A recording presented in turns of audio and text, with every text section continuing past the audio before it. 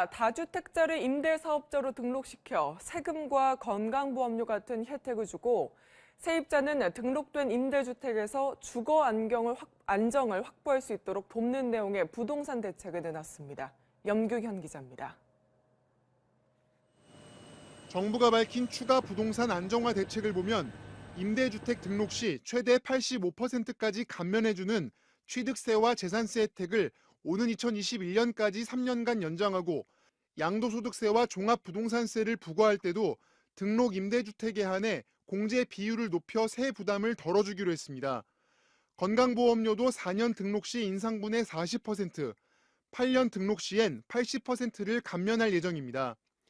다만 임대 면적과 기간 등에 따라 혜택은 차등적으로 부과되며 관련 법이 개정되는 대로 내년 하반기부터 순차적으로 적용될 예정입니다. 정부는 집주인이 임대주택으로 등록하면 거주 기간도 4년 혹은 8년으로 길어지고 임대료 인상폭이 연간 5% 이내로 제한되기 때문에 세입자의 주거 안정 효과가 높아질 것으로 기대하고 있습니다. 대다수 세입자들은 소위 전월세 난민이 된 지 오래입니다. 서민을 위한 최우선 민생 대책이 주거 안정일 수밖에 없는 이유입니다.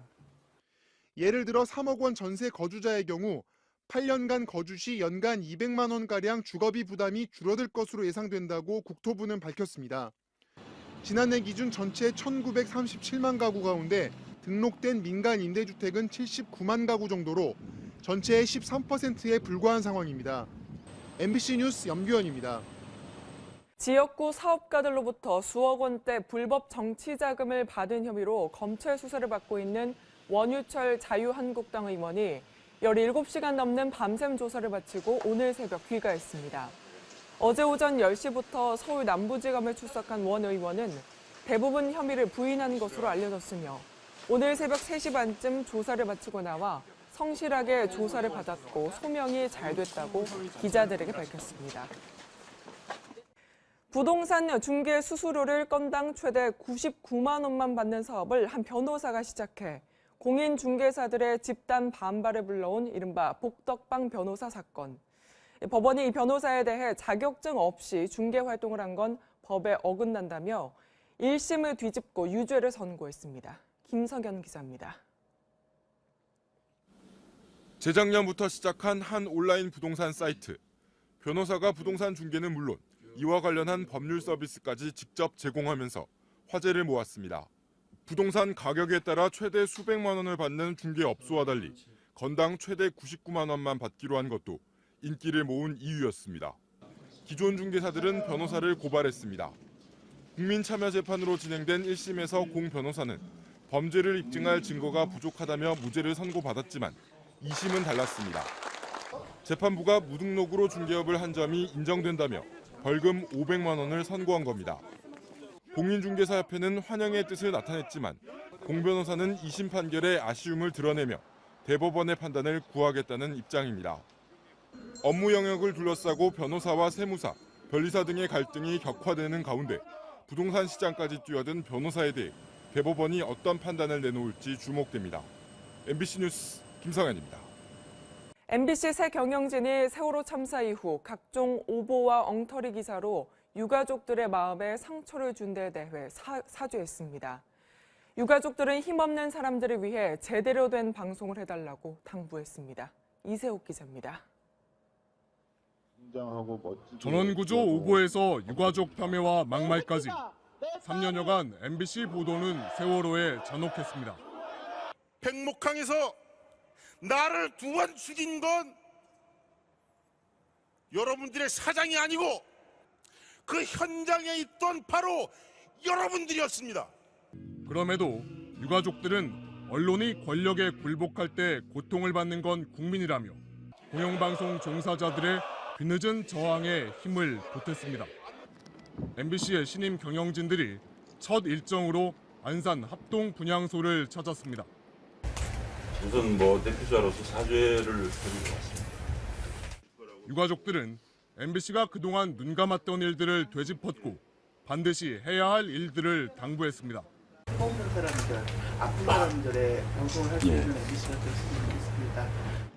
세월호 참사 1388일 만에서야 분향소를 찾은 MBC 경영진들에게 유가족들은 직접 만든 노란 리본을 달아주었습니다.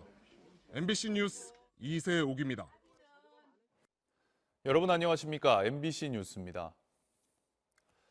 렉스 틸러슨 미국 국무장관이 북한에 조건 없이 첫 대화를 하자는 파격적인 제안을 한 지 하루 만에 백악관이 미묘하게 다른 입장을 내놨습니다. 북한의 최근 미사일 시험을 고려하면 지금은 대화할 시간이 아니라고 밝혔습니다. 조재영 기자입니다. 백악관이 북한의 근본적인 행동 개선 없이는 어떤 대화도 없을 것이라며 틸러슨 장관의 무조건 대화 제안에 선을 그었습니다. 로이터 통신은 백악관 국가안보회의 마이크 랜턴 대변인이 북한의 최근 미사일 시험 발사를 고려하더라도 지금은 북한과 대화할 시점이 아니라고 말했다고 보도했습니다. 앞서 북한에 대한 트럼프 대통령의 견해가 바뀌지 않았다는 세라 샌더스 백악관 대변인의 발언과 궤를 같이 하는 걸로 보입니다. 미국 외교수장의 파격적인 제안이 나온 지 단 하루 만에 백악관이 사실상 이를 부인하는 입장을 밝힌 겁니다. 미국 국무부는 백악관 반응이 나오자 일종의 해명을 내놨습니다. 헤더 노어트 국무부 대변인은 북한과의 대화 가능성은 항상 언급해왔으며 틸러슨 장관이 새로운 정책을 내놓은 건 아니라고 설명했습니다. 또 북한이 미사일 발사와 핵실험을 멈추지 않고 있기 때문에 대화가 이뤄질 수 없다고 덧붙였습니다. 지난주 방북해 리용호 외무상을 만났던 제프리 펠트먼 유엔 사무차장도 유엔 안보리에 북한은 지금 대화할 때가 아니라고 본다고 보고한 것으로 전해졌습니다. 계속해서 모순된 메시지가 나오면서 미국 정부 내 엇박자인지 아니면 당근과 채찍을 병행하는 역할 분담인지에 대해서 외신들도 다양한 해석을 내놓고 있습니다. MBC 뉴스 조재영입니다. 국정농단 사건 핵심 인물 가운데 유일하게 구속을 피한 우병우 전 청와대 민정수석. 우 전 수석에 대한 세 번째 영장실질 심사가 현재 진행되고 있습니다. 곽승규 기자입니다. 우병우 전 청와대 민정수석에 대한 세 번째 영장실질 심사가 오늘 오전 10시 반부터 서울중앙지법에서 열리고 있습니다. 영장실질 심사에 앞서 법원에 나온 우 전 수석은 불법 사찰이 민정수석의 통상적인 업무냐는 취재진의 질문에 간단히 네라고 답한 뒤 법정으로 들어갔습니다. 우 전 수석은 국정원 직원에게 자신을 둘러싼 의혹에 대해 조사를 진행하던 이석수 전 특별감찰관을 불법 사찰하게 하고 진보 성향 교육감들의 뒷조사를 지시한 혐의를 받고 있습니다. 이에 앞서 검찰은 우 전 수석에 대해 2차례 구속영장을 청구했지만 모두 기각됐습니다. 검찰은 우 전 수석이 과거 정권 시절 국정원 국내정치 관여 의혹의 핵심 인물인 만큼 반드시 구속돼야 한다는 입장입니다. 이번 세 번째 실질심사에선 검찰의 주장이 받아들여질지 아니면 우 전 수석이 또 한 번 구속 위기를 벗어날 수 있을지 주목됩니다. 우 전 수석에 대한 구속 여부는 내일 새벽쯤 결정될 전망입니다. MBC 뉴스 박승규입니다. 중국 국빈 방문 이틀째인 문재인 대통령은 오늘 오후 시진핑 중국 국가주석과 정상회담을 가질 예정입니다. 두 정상은 정치와 경제, 문화 등 전 분야에서 조속한 관계 정상화를 위해 논의를 진행할 것으로 예상됩니다. 하지만 사드 문제를 둘러싸고 두 나라의 이견이 남아있는 만큼 회담이 순조롭게 진행돼 의미 있는 합의를 내놓을 수 있을지는 불투명한 상황입니다. 군 적폐청산위원회가 군의 정치 개입 근절 법제화와 군 의문사 진실 규명을 위한 제도 개선 방안 등 4개 안건을 의결해 국방부에 권고했습니다. 권고안에는 군 상관이 인사나 예산, 행정상의 이유로 정치 관여를 지시하거나 요청하면 강력한 처벌을 하고 하급자는 이를 거부할 수 있으며 신고 시 포상을 받는 내용 등이 담겼습니다. 위원회는 또 군 의무복무 중 사망한 군인 가운데 순직이 아님이 증명되는 경우를 제외하고 전원 순직자로 인정해 의문사를 줄이도록 제도 개선안을 권고했습니다.